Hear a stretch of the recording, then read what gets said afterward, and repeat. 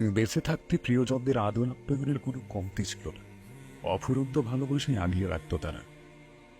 এত অকৃত্রিম মায়ামমতার ভিড়ে কাউকে পর ভাববার কোনো ফুরসতই পায়নি কখনো। কিন্তু ঘুণাক্ষরও ভাবিনি এর সবটাই যে ছিল স্বার্থোদ্ধারের নিখুঁত অভিনয়।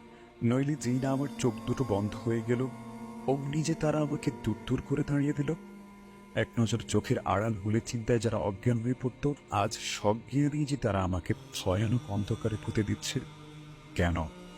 অবশ্য তারা বুঝে গিয়েছে যে আমার যাবতীয় ধনসম্পদ ও প্রভাব প্রতিপত্তি সবকিছুই বেহাত হয়ে গেছে। যত্ন উক্তি করে আর কোনো লাভ নেই। তাই যত তাড়াতাড়ি মাটি চাপা দেওয়া যায় ততই রক্ষী। আমার কাফন দাফনের ঝামেলা চুকিয়ে তারা যেন হাঁপ ছেড়ে বাঁচে। কিছুদিন মায়া কান্না কেঁদে তারাও আবার ব্যস্ত হয়ে পড়ল পৃথিবীর কোলাহলে, নিজস্ব ধান্দায়। রাতে ফিরতে একটু দেরি হলেই দুশ্চিন্তায় যাদের চোখে তন্দ্রা পর্যন্ত আসতো না, মাঝে মাঝে তো নির্ঘুম কাটিয়ে দিত অপেক্ষার জমা আটকানো দীর্ঘ রাত। কই, এখন তো কত কত রাত আমি ঘরেই ফিরি না। কেউ আর আমার প্রতীক্ষায় রাতও জাগে না। নাকি তারা আমাকে খুব একটা শান্তির জায়গায় রেখে এসেছে? নির্জন অন্ধকার গোরস্থান কি আসলেই শান্তির? নইলে আগের মতো আমার প্রতি কেন তাদের মায়া হয় না? পাশেই তো আছে, এরপরও কেন একটু খোঁজ নেয় না?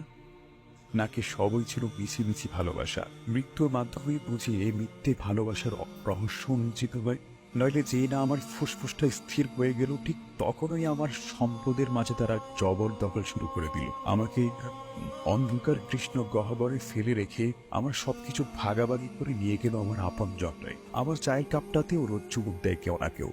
আমার প্লেটটাতে এখনো চেটে ফুটে ভাত খেয়ে ওঠে আমার স্বজনেরা। শখের বিছানাটাতেও আরামসে নাক টিনে ঘুমায় আমার প্রিয়তম। আমার কষ্টার্জিত টাকা দিয়ে পরমানন্দে ফুটানি করে বেড়ায় আমার আদরের সাহেবজাদারা।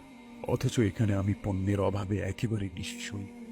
সময়ের ব্যবধানে আমিও বিস্তৃত হয়ে গেলাম প্রিয়জনদের কাছে। আমার অসহায় আত্মার ব্যথাতুর আটটি কেউ শুনতে আসে না।